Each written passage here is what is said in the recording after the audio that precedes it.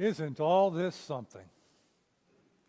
Christmas is fun and joyful and beautiful, but it's also kind of a mess. Because there's no mess quite like the mess that Christmas makes. If you have children, you're going to have wrapping paper scattered all over the house and shredded boxes that were torn open to get at the presents. And there's toys all over the place. And if you give them Legos or other little toys and you end up stepping on one of them in your bare feet, that will get you out of the Christmas spirit in a hurry. If you're going to have a big Christmas dinner, then there's going to be a greasy roasting pan in the sink and casserole dishes with crusty stuff that doesn't want to come off and a big pile of dishes. If you have guests stay over, you clean the house like fury, but then after they leave, you got to wash the sheets and clean the guest bathroom. And then later, you take down all the decorations and vacuum up the pine needles that got everywhere. Christmas is fun and joyful and beautiful, but it's also kind of a mess. And it was for Jesus too. This evening we read the Christmas stories that tell how Jesus Christ came down from the heights of heaven and on Christmas emerges into the world through the messy trauma of human birth. Now women, of course, have always known about this. For us men, I think I'm part of the first generation to be invited to be part of what they call the birthing process.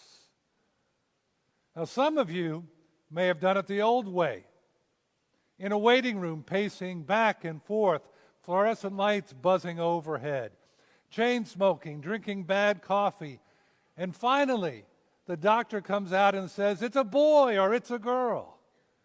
But now we fathers are in there.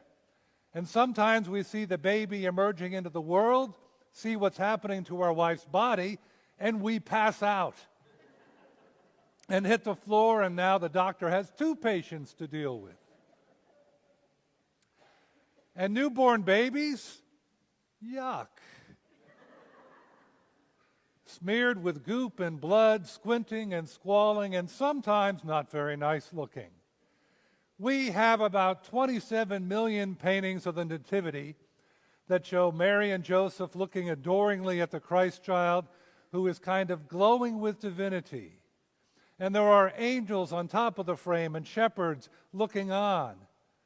All is calm, all is bright. Those pictures are wonderful and beautiful, but can make us forget that the Son of God entered our world through the messy trauma of human birth. And the same theme played on during Christ's life. The Son of God becomes flesh and blood. He's a teenager with pimples. He has the same bodily functions that we do. If he eats onions, his breath would reek just like ours. He gets tired and grumpy and needs sleep. He wakes up in the morning with crust in his eyes just like we do. From the purity of the heights of heaven to the bag of flesh and blood that we all are. Why would he do it? Because our world is a mess. Because we are a mess. And the way God chose to heal and save us was to enter right into the mess of our world and the mess of our lives. Now, I don't mean to insult any of you fine people here tonight. But if you're truthful, you know that sometimes you can be something of a mess. I sure can be. I could tell you stories to illustrate that. I could ask you to quietly inventory your own messed upness, but let's not ruin the mood here tonight. Let's just hear this from C.S. Lewis and see if it applies. For the first time I examined myself, and there I found what appalled me. A zoo of lusts, a bedlam of ambitions, a nursery of fears, a harem of fondled hatreds. Why did Jesus become one of us human beings? Because we are so messed up and lost that only God coming near as one of us can save us. The writer Lewis Smedes put it like this: God's way up there, and I'm way down here, trapped in my mortality and my finitude and my fallenness and my brokenness and my darkness. I could spend the rest of my life trying to climb up the stairs and doing good deeds, and I could never make it to where God is. I mess up even the good deeds I do. That's the human condition. God is way up on the 1,000,000th floor of holiness and perfection, and I'm down here in the basement of junk and sin and fear. Then one day, some angels come to a few shepherds in the field and say, here's the good news. I want to tell you what it is. The good news is that in Jesus, God has come all the way down here into the basement with you and me. And he didn't come just for a visit.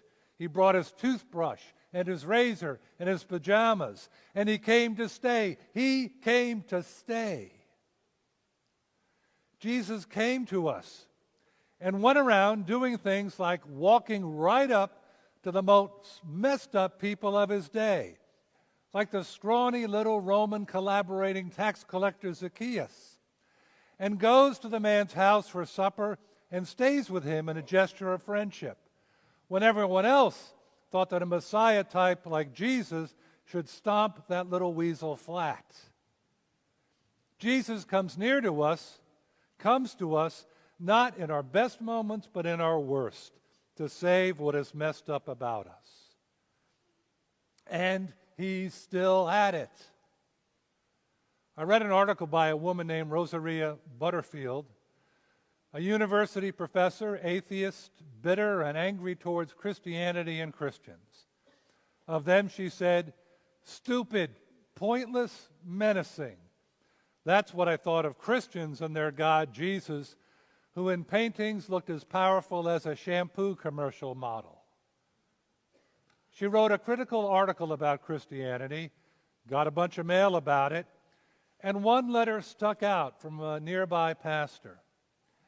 He prodded her about her conclusions, about how she arrived at her moral convictions. She threw it out, but later retrieved it from the trash can. The questions it raised wouldn't let her go. Eventually, she accepted the pastor's invitation to dinner, and over the next 2 years became friends with him and his wife.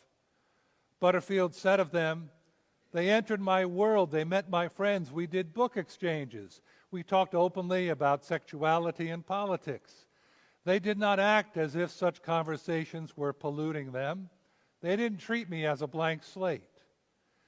Meanwhile, Butterfield starts reading the Bible and is transfixed by Jesus. One day she found herself in this pastor's church, and this is what she says happened. Then one ordinary day I came to Jesus open-handed and naked. In my journey, Ken was there, Flo was there, the church that had been praying for me was there. Jesus triumphed, and I was a broken mess. Conversion was a train wreck. I didn't want to lose my old life, but the voice of God sang a healing and hopeful love song in the rubble of my world. That's the promise of Christmas. The angels said to the shepherds, peace on earth and goodwill to all. For us personally, but not just us, for the whole world. Because Jesus Christ came into the mess of human life and into the mess of human history, never ever to leave us.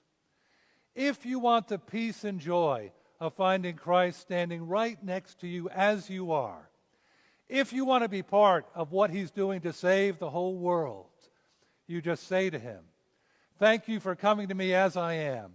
Take me, heal me, mold me, use me.